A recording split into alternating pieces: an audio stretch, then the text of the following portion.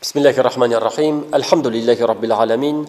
Vessalatu vesselamu ala nebiyyina Muhammed ve ala alihi ve ashabihi ecma'in. Esselamu aleykum ve rahmetullahi ve berekatuh. Hürmetli din kardeşlerim, Allah'ın rahmeti bilen, sizin bilen yangadan şu Ramazan ayının 24. gününde din dersleri teması aslında bulgan Tapşurda şiraşabız. Allah subhanahu wa ta'ala tutkan urazalarımızı, şulay uxuşunda söylegen derslerimizni kabullardan kılsaydı, faydalı ilimler alıp, izgi ameller kılıp yaşarga nasip etseydi.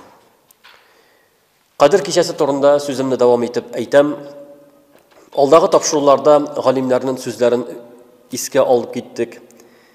Mene biz deytinde bugün hazır kıyaş bayısa 25. kişi bulan. 25, anları 26, 27. kişi bola Allah nasip etse.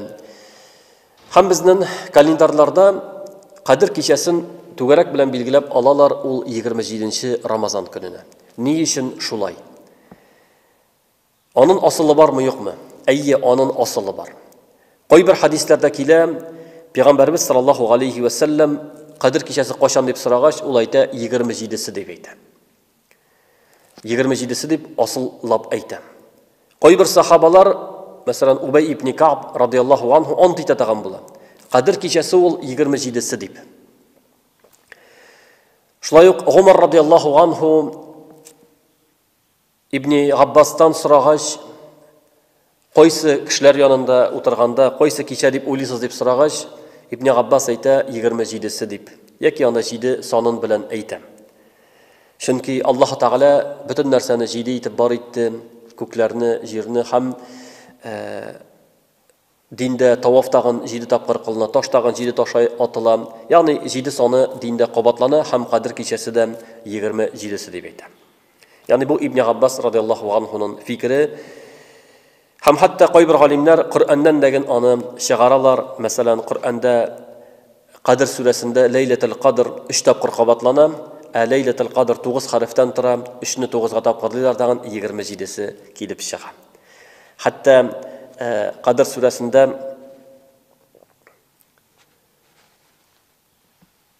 Selamun hiye degen, ol degen söz, ol 27.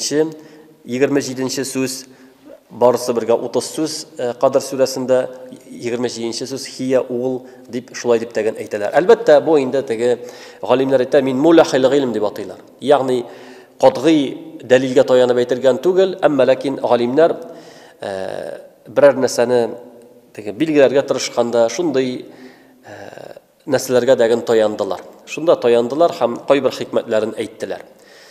Şuna göre biz eytemiz, Peygamberimiz sallallahu aleyhi ve sellem eytken şekilde.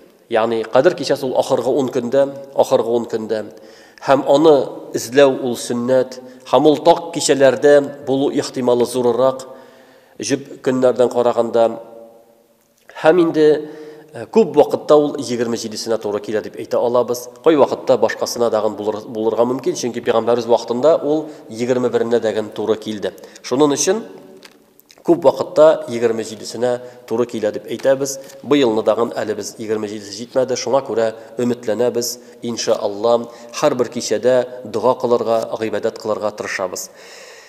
Ol kişide nişlerge kirek. Kadir kişesinde nişlerge kirek. Onun turunda indi biz. Eyttik, lakin bugün toxtalasım kile Ayşe anabızının duası.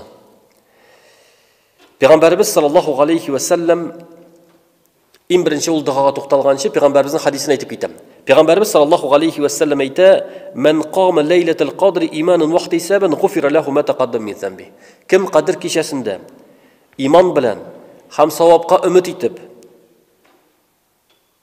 gıybedette ötkerse, onun barlık kişi günahları dağın yarlıqana deydi. Onun barlık günahları dağın yarlıqana. Yani eğer degin kişi tırışıp ötkerse, şu kişide, hatta olanı bilmese degin, en mühimi ol, şu kişilerini gıybedette ötkere. Şul kişilerini gıybedette ötkereyken, Kadir kişisine doğru kilse, Allah subhanahu wa ta'ala onun günahlarını yarlıqı. Nindi gıybedetke ihtibar etu. Elbette, Peygamberimiz namaz okudu, tahajjud укыды, таравих намазлары укыла, намаз укыла. Ләкин Суфьян ас-Саури рахимахуллаху әйтә, ул кичәдә кылынган дуга намаздан караганда миңа хәерлерәк дип әйтә. Ягъни намаз дагын бар, ләкин дугада булу хәерле санала. Ул кичәдә дугада булу. Чөнки Аллаһ Тәгалә дугаларны кабул итә. Дугаларны кабул итә һәм ул кеше өчен хәерле. Әгәр дә кеше намаз укып дуга кылса, намаз өчен дә дуга кылса, әлбәттә ансы инде икеләтә хәерле. Әмма ләкин намаз укымаган вакытта ул дуга кылсын дип әйтәләр. Шуңар Айша анабыз Пәйгамбәрбез саллаллаһу алейхи ва салламнан сорагач, әгәр дә мин кадер кичәсен сизсәм ди, ягъни белсәм ди, менә кадер кичәсе икәнен белсәм ди, нәрсә әйтим ди? Пәйгамбәрбездән сорый, нәрсә әйтим? Кала кули, Пәйгамбәрбез әйт дип әйтә, Аллаһумма иннaka гафуун, тухиббул афва фаъфу анни. Я Раббым Аллаһ, син гафу итүче. Гафу итүне яратасың, мине гафу ит дип. Аллаһ Тәгаләнең исеме Әл-Гафу. Аллаһның исеме Әл-Гафу. Аллаһ Субханаһу ва Тәгалә гафу итүне ярата. Гафу итүне ярата. Кешеләрнең гөнаһларын кичерүне ярата. Шуңа күрә Пәйгамбәрбез саллаллаһу алейхи ва саллям менә кадер кичендә дугалар кабул булган вакытта шушыны сорарга кушты. Я Раббым Аллаһ, син гафу итүче. Гафу итүне яратасың, мине гафу ит дип әйтергә кушты. Ягъни бу нәрсәне аңлата. Ягъни дуга кабул булган вакытта Аллаһтан ярлыкауны сорау кирәк икән җәмәгать. Аллаһтан ярлыкауны сорау. Ягъни безнең гөнаһларыбыз бик күп. Безнең хаталарыбыз бик күп. Гөнаһларны ярлыкауны сорау. Кайбер хадисләрдә килә шундый искәрмә. Ибн Аббас радиллаһу анһуның хадисендә килә, Аллаһ Тәгалә ди: "Инналлаһа янзуру лейлатал кадри илал муъминин мин уммати Мухаммадин саллаллаһу алейхи ва саллям." Аллаһ Тәгалә Мухаммад умматындагы булган мөэминнәргә карар ди. Кадер кичендә мөэминнәргә карар ди. Фаяфу анхум ва ярхамухум. Аларны гафу итер һәм үзенә рәхмәтен бирер ди. Илля арба, 4 кешедән башка карагыз. Кадер кичендә Аллаһ Тәгалә гафу итәргә вәгъдә итә. 4 кешедән башка. Беренчесе мудминул хамр. Даими арак эчеп йөрүче. Исерек дип әйтсәм була. Ягъни гел исереп йөри. Гел исереп йөри, Аллаһ Тәгалә бу кешене гафу итми ул кичәдә. Ягъни ул Аллаһ нинди рәхмәтле кичә, менә шушы аракыга мөкиббән киткән кеше, аракыга кул булган кеше, гел аракы эчеп йөргән кешене Аллаһ Тәгалә гафу итмәс ди. Әгәр дә тәүбә итмәсә, туктамаса, Аллаһ Тәгалә ул кичәдә аны гафу итмәс ди. Ваакан, әтиянисенә начарлык кылган кеше. Әтиянисенә кадәр хөрмәт күрсәтмәгән кеше. Киресенчә, начарлык кылган, яманлык эшләгән кеше әтиянисенә карата, аны Аллаһ Тәгалә гафу итмәс. Хаккул валидейн, хукукул валидейн дигән нәрсә бар. Әтиянне рәнҗетү иң зур гөнаһлардан санала. Иң зур гөнаһ әтиянне рәнҗетү. Аны Аллаһ Тәгалә гафу итмәс ди. Ва мушахинан, бәхәсләшүче кешене, талашучы кешене, гел талашырга яраткан кешене. Ягъни һәр вакытны талашырга тора. Чөнки икенче хадисләрдә килә, мәсәлән, Барат кичәсе турында хадистә килә. Аллаһ Тәгалә бөтен кешене гафу итер, мөшриктән башка һәм мушахин, ягъни талашучы кешедән дип килә. Дүшәмбе көннәрне шулай ук Аллаһ Тәгалә гафу итер дип килә. Талашучы кешеләрне гафу итмәс ди. Ягъни кешеләр бер-берсе белән тату түгел, дус түгел, гел бер-берсе белән талашырга торалар. Аларны Аллаһ Тәгалә гафу итмәс ди. Хәтта утрукухум хәтта ясталиха дип әйтер Аллаһ Тәгалә. Калдырыгыз хәтта дуслашканча хәтлек дип. Бер-берсен кичергәнчә хәтлек дип. Калдырыгыз дип әйтер. Шуның өчен бер-берең белән талашып, кадер кичәсен каршы алырга ярамый. Киресенчә, кешеләргә әшәкелек сакламау, күңелен башкаларга карата чиста булу, ул җәннәткә керүнең бер сәбәбе булып тора. Bir vaqtni Peygamberimiz sallallahu aleyhi ve sellem bir mecliste oturganda aytdi. Менә bu ишектән ди cennet kişisi керә дип әйтә. Һәм шунда бер кеше керә. İkinci künne şulay ук әйтә, тагы шул ук кеше керә. Üçüncü künне әйтә, тагы шул ук кеше керә ди. Шуннан соң Абдулла ибн Гамр ибн ал-Ас моңар аптырый, һәм бу кеше белән танышырга бара. Өенә керү хәйләлек сорый, зинһар сездә кунырга рөхсәт итегез әле ди. Минем кунырга җирем юк ди, һәм анда кунырып чыга. Аларга кунырга кергәч, аның максаты була бу кеше өйдә нәрсә эшли микән? Ничек итеп Аллаһка гыйбадат кыла микән? Нинди аерым гыйбадаты бар микән дип кызыксына. Кичерәм дип әйтә. Менә Аллаһ Тәгалә кичерүче дип әйттек бит. Һәм ул кешеләрне дә кичерүчеләрен ярата.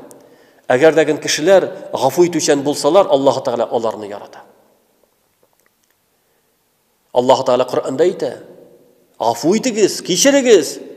Теләмисезмени Аллаһ Тәгалә сезне кичергәнне" дип әйтә. Ягъни син кешеләрне кичерә белсәң, гафу итә белсәң, Аллаһ Тәгалә дә сине кичерә. Шуңа күрә бер-бер белән талашу менә Кадр кичәсендә дугалар кабул бул кешене Аллаһ Тәгалә рәхмәтенә ирешмәүгә бер сәбәп булып тора. Вакатигар рахим диде. Туганлык җепләрен үзүче кеше. Менә хәзерге заманда ул киң таралган әйбер җәмәгать. Туганнар белән аралашмау, хәл белешмәү, аяныч якын туганнар арасында да шундый хәлләр бар. Әгәр дә кеше махсус рәвештә шулай эшли икән, бу ярамый. Ягъни дин буенча бурыч булып тора, без туганнарыбыз белән элемтәләрне төзәтергә, ныгытырга, яңартырга тиешбез. Шуңа күрә, менә шушы Рамазан аенда үзебезнең туганнарыбызның хәлләрен белик. Бәлки авыр хәлгә төшкәннәрдер, бәлки шушы авырулар, бәләләр сәбәпле финанс хәлләре авыр хәлдәдер, хәлләрен белешик. Исәнләшик, сәламләшик, аннары бәйрәм көннәрендә бәйрәмнәр белән котлыйк, бер-беребезнең туганнарыбыз белән яхшы күркәм мөнәсәбәттә булырга насыйп булсын, чөнки араларны үзү Аллаһның рәхмәтеннән мәхрүм булуга сәбәп булып тора Кадр кичәсендә. Шуның өчен, хөрмәтле дин кардәшләрем, менә шушы мәсьәләләргә игътибар итсәк идек. Ягъни Кадр кичендә намаз, зикр һәм дуга кылырга. Дуга инде аның турында без сөйләдек, шушы тапшырулар дәвамында сөйләдек. Әлбәттә, Аллаһтан сорау, ягъни я Раббым, җәннәтне өмет итеп Аллаһтан җәннәтне сорау. Я Раббым дип җәһәннәмнән коткар дип, җәһәннәмгә бер мизгелгә дә кергә язма дип Аллаһтан җәһәннәмнән котылуны сорау. Һәм инде үзебезнең туганнарыбыз өчен, үзебезнең якыннарыбыз өчен, үзебезнең балаларыбыз өчен, җәмгыять өчен хәер дуга кылу, шушы бездән сорала. Һәм инде иң мөһиме Аллаһтан гафу итүне сорарга онытмаска кирәк, һәм шуңар басым ясарга кирәк. Барчаларыбызны Аллаһ Субханаһу ва Тәгалә шушы кичәләрдә гөнаһларыбызны ярлыкаса иде. Гөнаһларыбыздан арынган хәлдә җәһәннәм утыннан котылучылардан ясса иде. Хәзер инде үзебезнең дәреснең икенче өлешендә Коръән тәфсирен дәвам итәбез.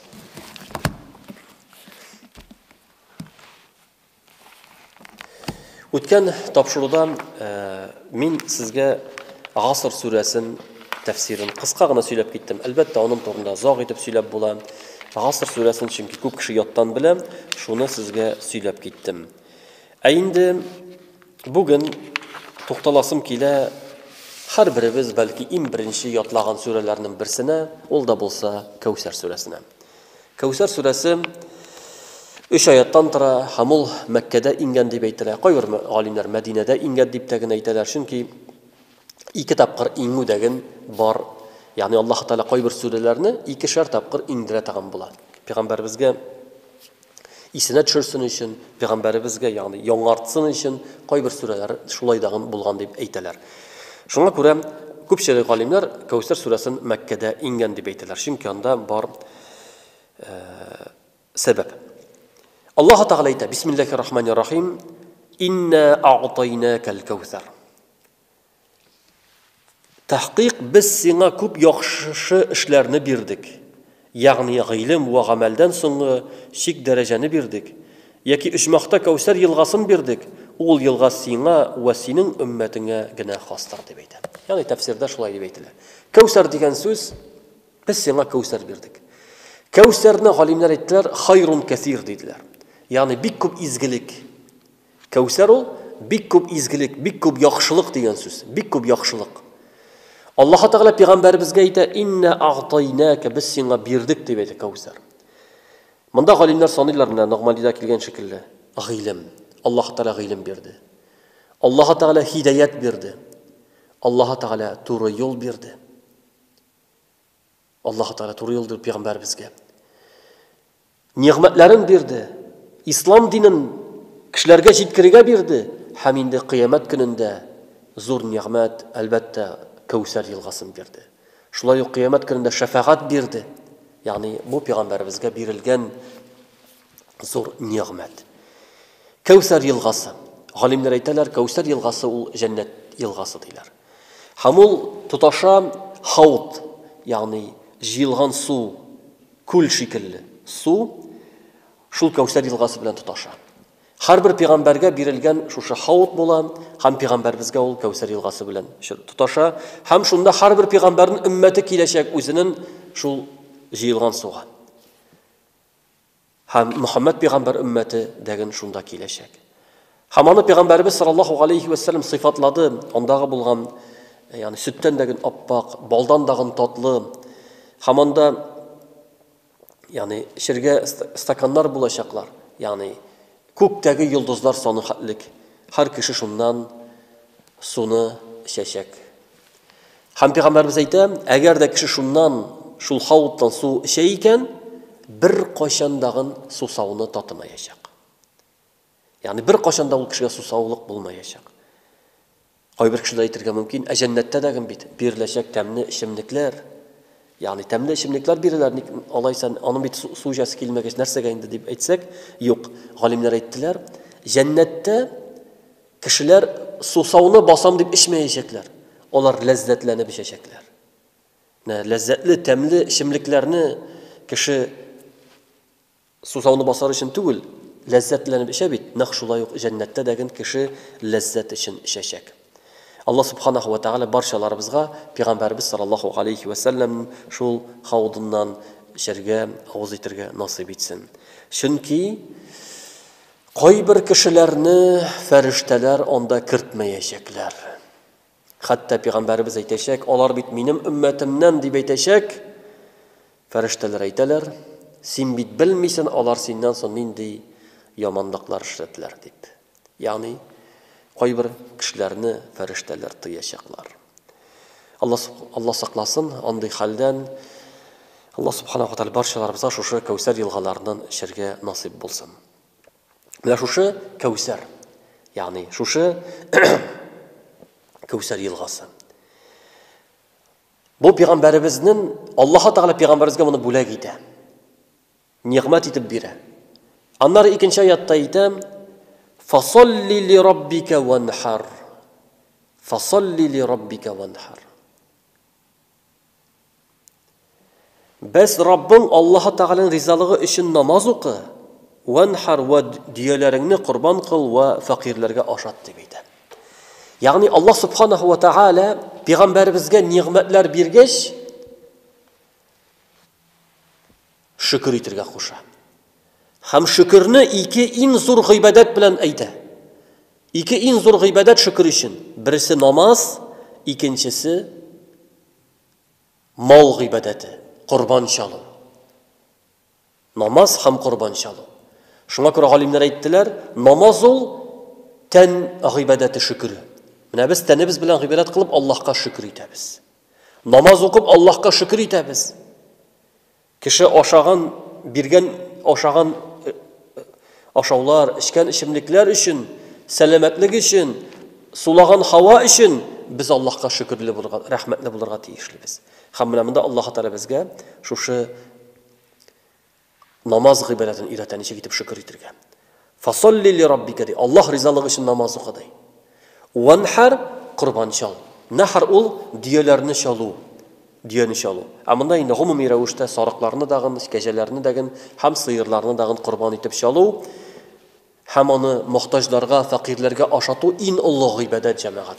Alimler ettiler, Акча белән биргән мал гыйбадәтенең иң хәерле гыйбадәт ул корбан чалу диделәр. Корбан гаетендә әлбәттә корбан чалабыз. Шулай ук безнең мәсәлән акыйка корбаны бар. Һәм башка төрле мәсәлән шөкер йөзеннән кеше корбан чалып итен тарата икән мәсәләнме, Аллаһ ризалыгы өчен якыная икән, ул әлбәттә хәерле күркәм гамәлләрдән санала. Ягъни шуңа күрә менә кеше корбанын сайлаганда әлбәттә матурын сайлый, яхшысын сайлый һәм шул матур яхшы корбанны итлесен сайлый, корбан итеп чалып, фақирләргә, мохтаҗларга тарата икән, ул иң саваплы гамәлләрнең берсе булып тора. Аннары Аллаһ Тәгалә әйтә 3нче аятта: "Инна шани'ака хувал абтар." Тәхқиқ чынлыкта сине дошман тотучы хувал абтар. Ул үзеннән соң нәселенең киселүе белән хур ва залил булучылардыр.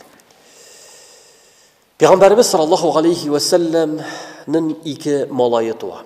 Мәккәдә булганда ике малайы туа. Абдулла һәм Касим. Абдулланы Тахир дип тәгән атаганнар, һәм Касим.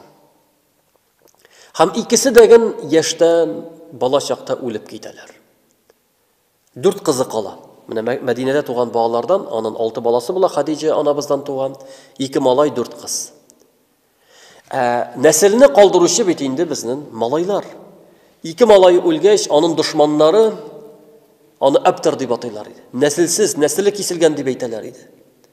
Ләкин Аллаһ Тәгалә җавап бирә. Киресенчә, сине гаепләүче кеше ул үзе Абтар дип.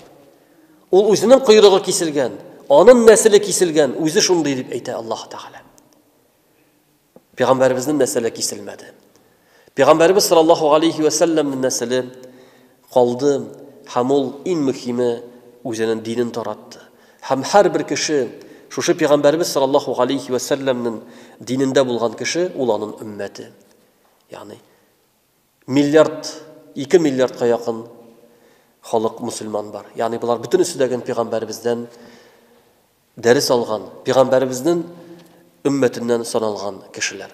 Шуның өчен Аллаһ субханаһу ва тааля Пәйгамбәрбезне тынычландыра һәм әйтә, синең нәселең киселмәде. Ә инде Аллаһ Тәгалә ул малайларын, Пәйгамбәрбезнең ул малаларын кичкенә вакытта үлеп китүләре анда Аллаһның хикмәте белән инде. Чөнки Пәйгамбәрлек булганда, Пәйгамбәр булгач, Аллаһ та үзенең хикмәте белән Пәйгамбәрбезгә ул малайларны бирә, ләкин алар кичкенә чакта, бала чакта вафат булалар. Хәтта аның Мәдинәгә күчкәч Ибраһим исемле улы туа, ансы дагын 1 яшь вакытында вафат була. Әлбәттә, Пәйгамбәрбез саллаллаһу алейхи ва саллям бик үз тормышында бик авырлык кичергән кеше. Зур сынаулар аша үткән кеше. Ул ятим булып туды, ятим булып үсте. Аннары үзе исән чагында 2-3 малайын үзе күмде. 3 кызын үзе күмде. Фақат Фатима кызы гына аның Пәйгамбәрбездән соң 6 айдан соң вафат була. Ягъни Пәйгамбәрбезгә Аллаһ Тәгалә бик зур сынаулар бирә. Һәм улларны үтә. Шуңа Пәйгамбәрбез әйтә, әгәр дә берәрегезгә кайгы килсә, мине искә төшерсен дип әйтә. Минем үлемемне искә төшерсен, Пәйгамбәрбезнең тормышын, Пәйгамбәрбезгә Аллаһ Тәгалә бик зур сынаулар бирә. Һәм Пәйгамбәрбез саллаллаһу алейхи ва саллям Аллаһ Тәгаләгә разый булып, Аллаһ Тәгаләнең сөйекле бәндәләре, сөйекле илчесе, сөйекле Пәйгамбәре булып бу дөньяда яши, һәм һәрберебезгә аның тормышы зур үрнәк булып торса иде. Менә шуның белән шушы сүрә тәмамлана. Иншалла, киләсе тапшыруларда башка калган кыска сүрәләргә тукталырбыз. Субханакаллаһумма бихамдик, ашһаду ан ла илаха илля ант, астагфирука ва атубу илейк.